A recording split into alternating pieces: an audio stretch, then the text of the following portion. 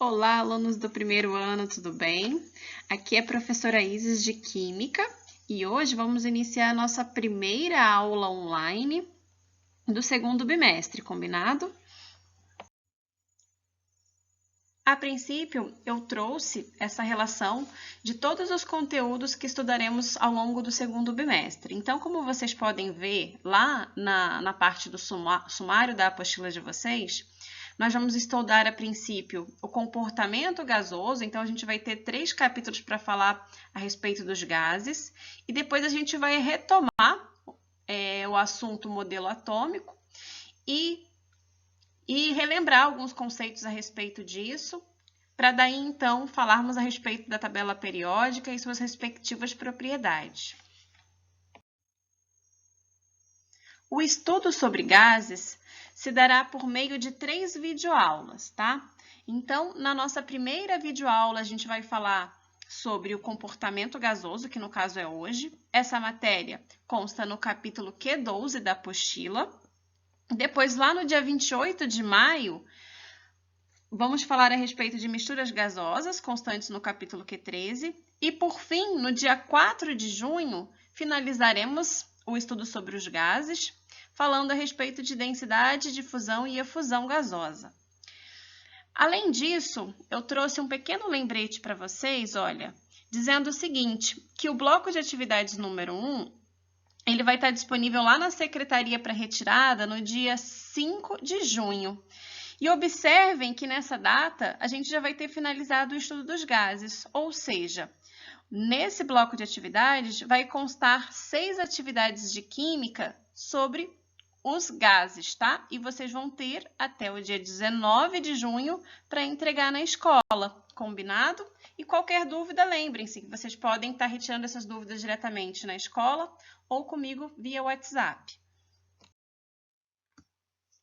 A fim de demonstrar o comportamento dos gases, eu trouxe essa figura contendo os 3 estados físicos da matéria, ou seja, o estado sólido, líquido e gasoso, para vocês verem que existe uma grande diferença no estado de organização das partículas que constituem cada um desses estados físicos. Então, como vocês podem analisar aí na imagem, no estado sólido, as partículas, ou seja, os átomos, as moléculas, elas estão totalmente densas e compactadas dentro de um retículo cristalino, tá?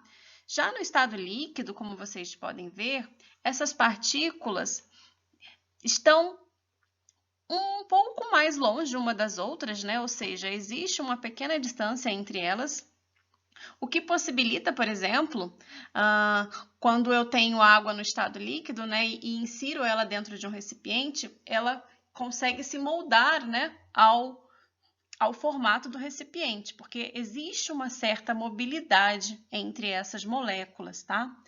Já no estado gasoso, vocês podem ver que possui um menor nível de organização, ou seja, um maior distanciamento entre essas partículas, o que dá uma liberdade para que esses átomos ou moléculas, né, possam se movimentar com mais liberdade. Por isso, os gases, por exemplo, eles têm capacidade de se expandirem ou ocupar todo o espaço disponível, tá ok?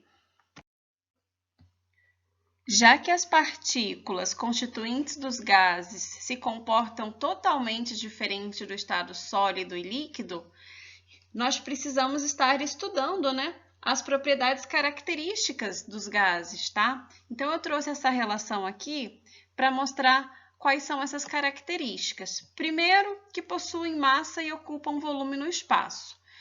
Ou seja, apesar da gente não ver a olho nu, né, os átomos, as moléculas, né, porque trata-se do nível microscópico, mas a gente sabe que elas estão aqui presentes, por exemplo, na atmosfera, no ar que a gente respira, e elas ocupam, sim, massa e volume no espaço. Por exemplo, pensem numa seringa. Imagine, a princípio, essa seringa está vazia, mas, como vocês sabem, nada é vazio. A gente tem átomos ali, a gente tem moléculas gasosas. Então, se eu fechar a extremidade dessa seringa e tentar comprimi-la, você vai ver que até certo ponto é possível fazer essa compreensão. Mas depois você não consegue mais. Por quê? Porque as moléculas, né, e átomos dos gases estão ali presentes, ocupando um espaço, tá ok? E também essas moléculas dispersas estão em constante movimento, tá? E elas podem ser compreensíveis, como o exemplo que eu dei agora da seringa, e exercer pressão, tá? E o estudo dos gases é muito interessante, por exemplo, para a gente estar entendendo a poluição atmosférica, porque veja o caso do aquecimento global. Porque, por exemplo, né, na Antártica, apesar de ser totalmente desabitada, sofre tanto com o aquecimento global. Ou então, por que a catástrofe de Chernobyl contaminou vários países da Europa? Ou então, porque o Paraguai, por exemplo, sofre com os efeitos da chuva ácida. Isso tudo é explicado com base no estudo dos gases, já que os gases, né, eles têm essa mobilidade, as moléculas estão ali dispersas em constante movimento. Então, apesar de, por exemplo, na Antártica, ela ser desabitada, não ter uma fábrica lá poluindo o ambiente, as correntes, né, de ar atmosférico conseguem levar essa poluição para muito longe, tá? Então, essa é uma das características dos gases.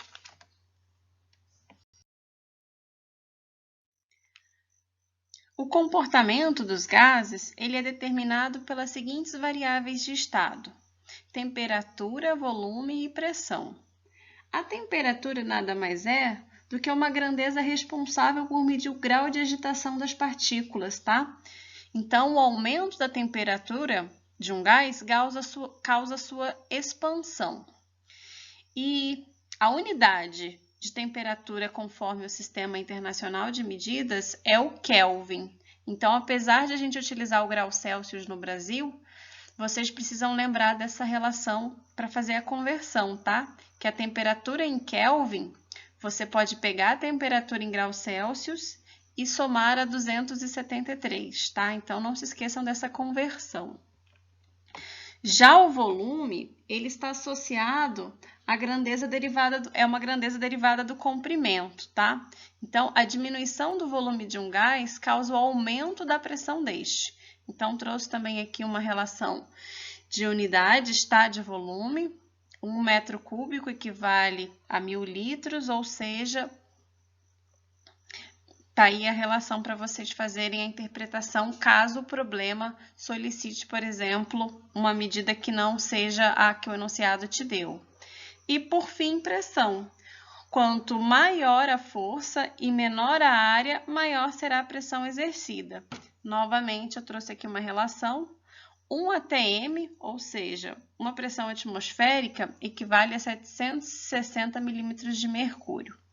Então, é isso, gente. Lembrando que caso um dos fatores sofra alteração, os demais serão consequentemente mudados, ou seja, essas variáveis estão intimamente relacionadas. Para tentar entender melhor o comportamento molecular das substâncias no estado gasoso, alguns cientistas elaboraram fórmulas, leis matemáticas, tá? Para entender melhor esse comportamento gasoso. Então, a partir de agora, eu trouxe 3 slides com relação a 3 leis que exprimem o comportamento gasoso. A primeira se chama lei de Boyle, ou então transformação isotérmica. Ela só acontece a temperatura constante. E aí eu trouxe um gráfico que demonstra a variação da pressão e do volume, tá? E aí você pode ver que são grandezas inversamente proporcional, porque à medida que a gente aumenta a pressão, o volume diminui e vice-versa. Então, a fórmula da lei de Boyle é essa: pressão inicial vezes volume inicial igual a pressão final vezes o volume final. E um exemplo disso, novamente, é a seringa.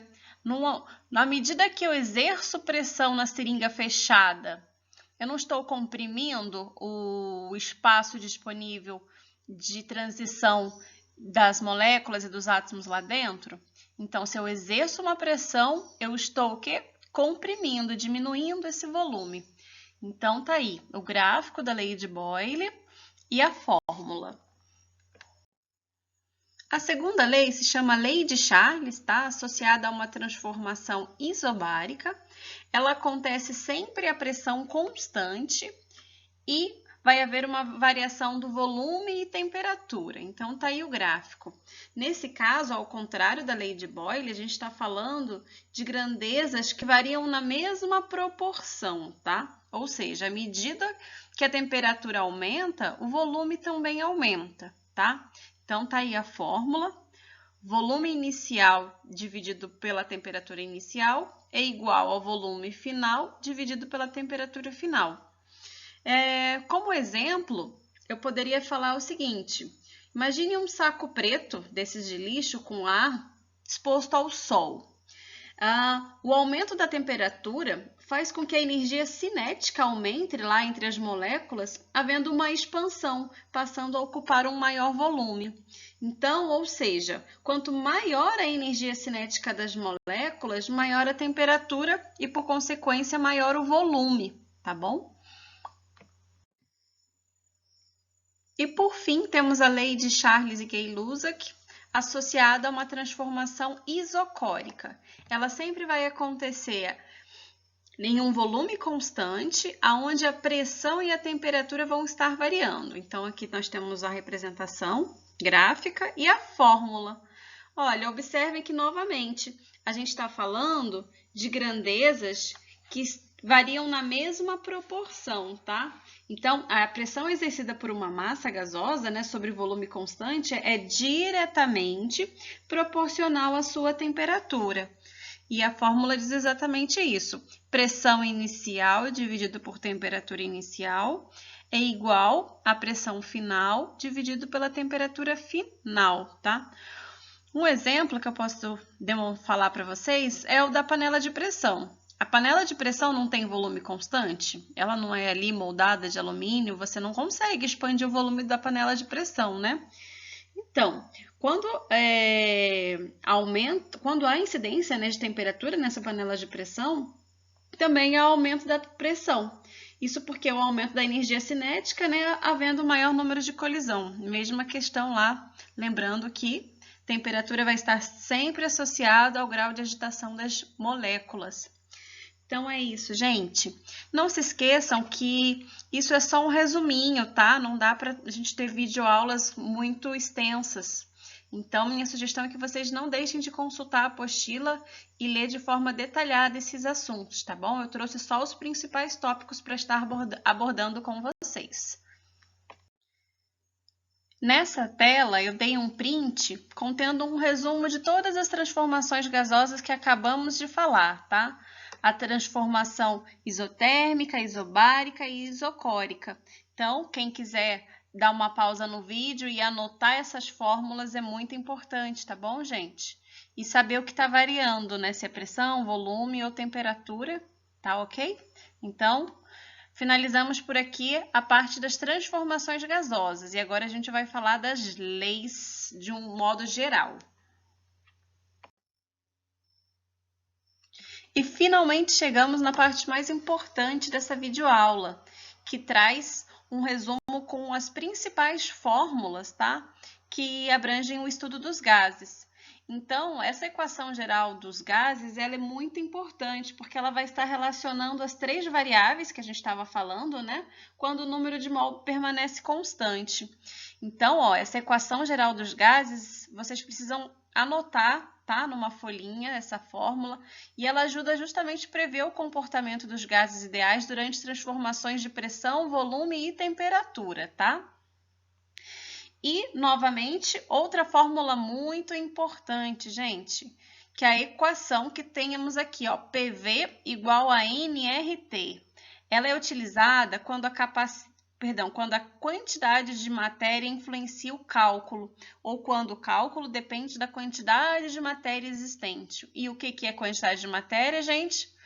É justamente o estudo que a gente viu lá no primeiro bimestre. Então, vamos novamente falar sobre número de mols nessa etapa. P é o símbolo de pressão, V, volume, esse N é o número de mols, e esse R, gente, é a constante universal dos gases, que aí já é o terceiro quadradinho. Esse R, ele tem um valor fixado pré-estabelecido. No geral, ele vale 0,082. E o exercício sempre vai te dar esse valor já fixo, tá bom? Então é isso, gente. Guardem, por favor, essas duas fórmulas, a equação geral dos gases e a equação geral PV igual a nRT. Combinado?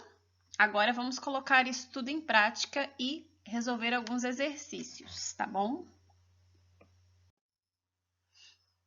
E agora, por fim, como objetivo final desta aula, eu gostaria que vocês desenvolvessem no caderno essas 3 atividades. Então, façam uma pausa no vídeo, anotem, né, o enunciado da pergunta, coletem as informações, os dados do problema, para vocês verificarem qual fórmula se aplica a essas 3 questões, tá bom?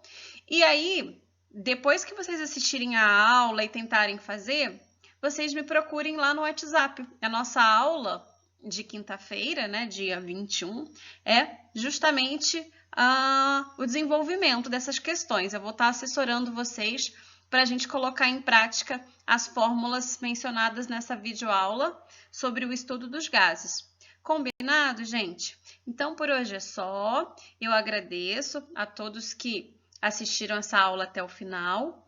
E é isso, gente. Vamos melhorar os nossos rendimentos no segundo bimestre, porque o primeiro bimestre, infelizmente, poucos alunos me procuraram. Então, a gente vai fazer diferente. Precisamos ter uma melhor interação. Química, infelizmente, é uma matéria um pouco difícil, mas nada do que uma boa dedicação não façam resultados positivos. Então é isso, gente. Até a próxima. Bye, bye.